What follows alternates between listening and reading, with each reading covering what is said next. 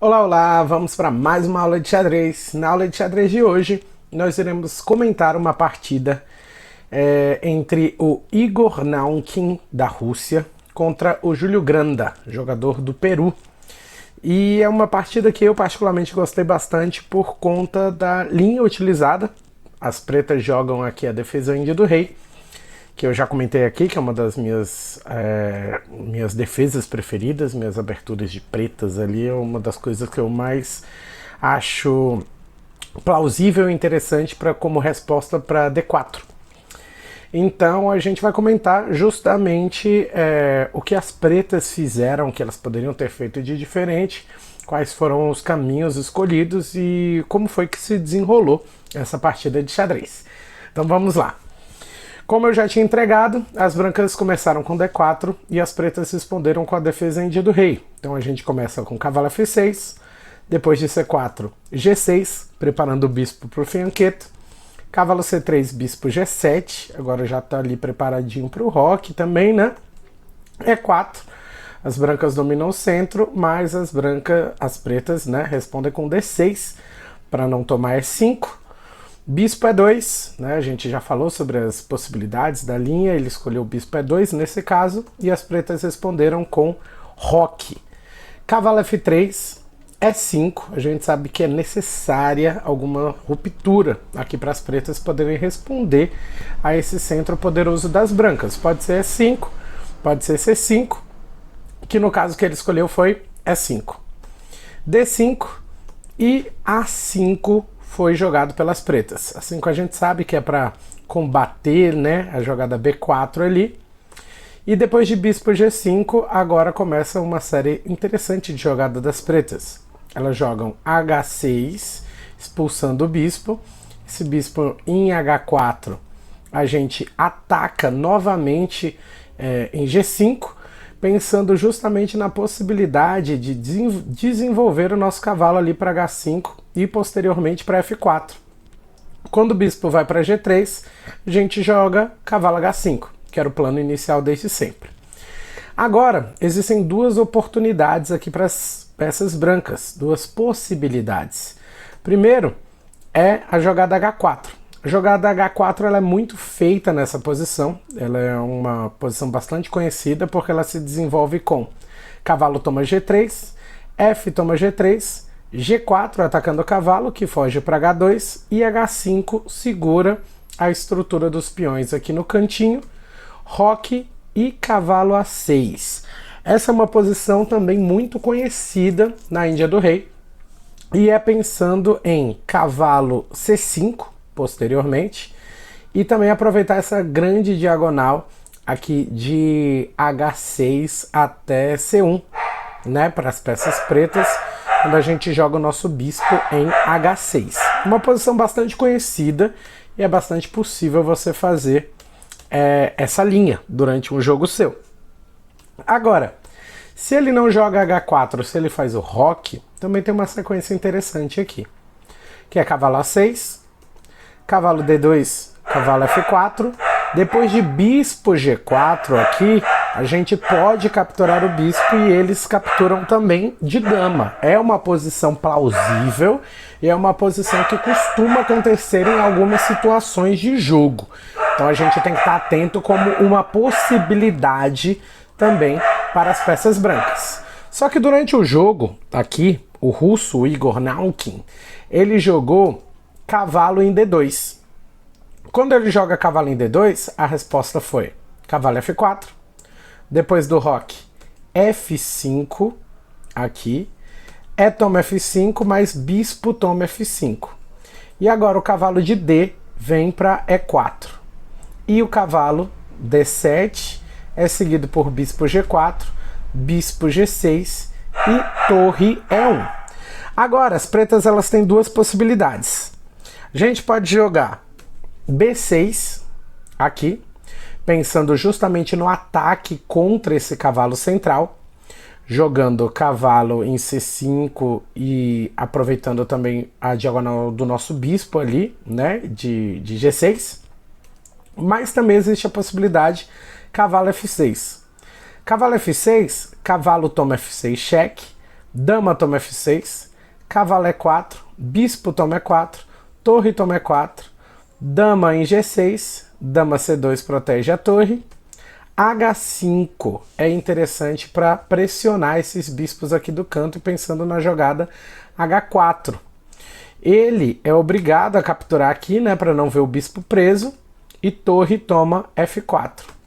Bispo em E6 cheque, rei H8, torre de A1 e G4 a gente tem uma posição igualada aqui das brancas e das pretas nessa posição, seguindo essa linha, claro. Então a gente consegue levar um jogo muito bom aqui para as pretas também.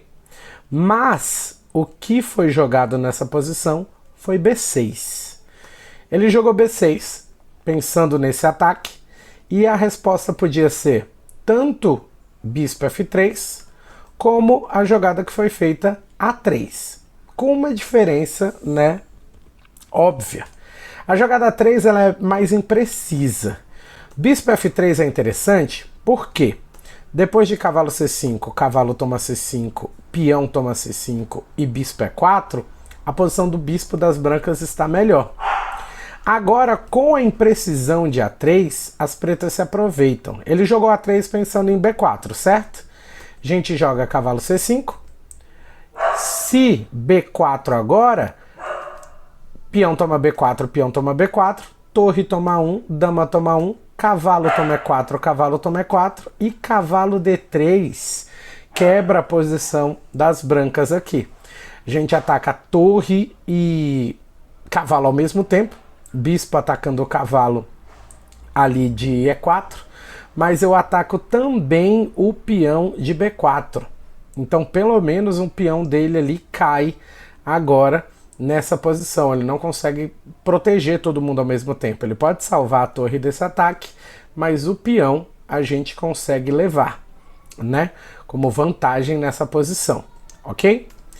E tem um detalhe interessante aqui. Ele jogou cavalo toma C5 direto, né? Quando ele joga cavalo toma C5 direto, aqui ó, cavalo toma C5 direto e B toma C5, ele sai com o cavalo, né, certo? Ali para E4, e a gente tem torre B8. Torre B8 aqui é interessante porque a gente tem tanto a jogada de torre em B3 como a ameaça, de fato, né, ao peão de B2. Então a gente consegue uma dupla função aí para a torre, por assim dizer. Torre B1 protege, só que gasta, né, digamos assim, o ataque dessa torre para esse tipo de proteção. A gente tem as duas torres aqui das brancas preocupadas com essa proteção. Um protegendo o cavalo, que é uma peça que eu quero atacar no futuro, com mais alguém, possivelmente, além desse meu bispo, e protegendo o peão. Então depois de H5 atacando o bispo, ele precisa capturar em F4. Por quê? Se ele jogar em E2, já é um erro de cara. Já é um erro de cara porque bispo toma E4, ganhei uma peça inteira, né? Além de atacar a torre e ganhar um peão na próxima jogada.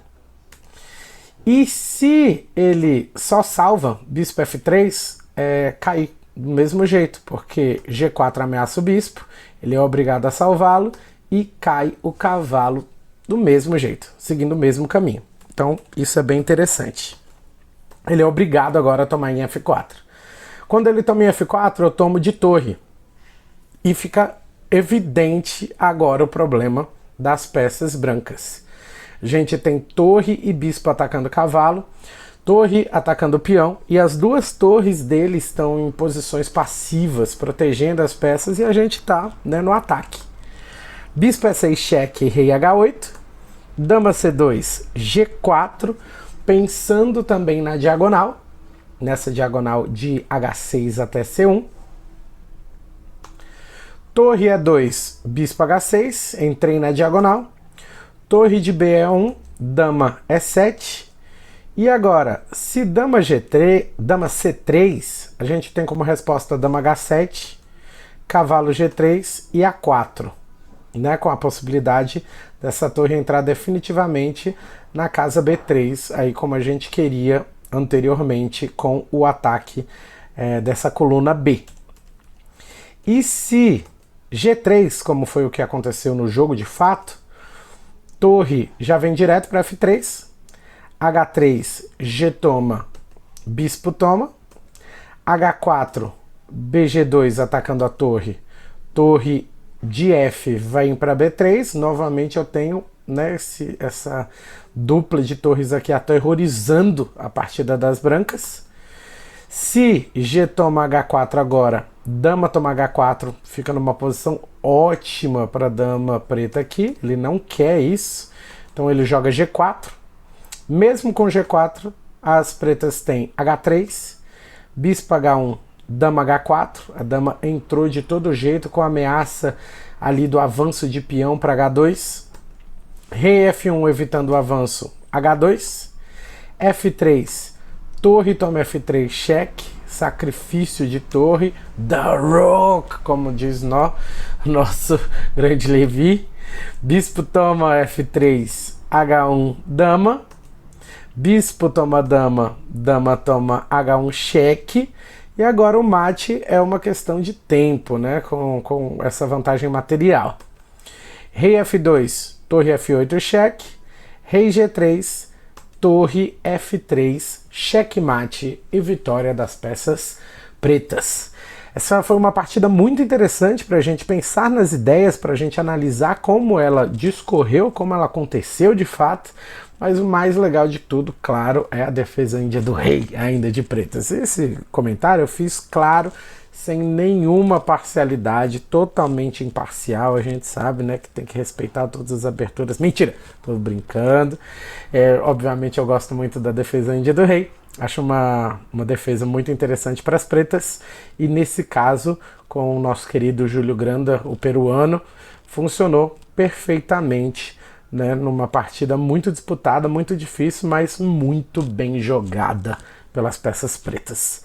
Beleza? Nos vemos na nossa próxima aula de xadrez. Vamos juntos. Tchau, tchau.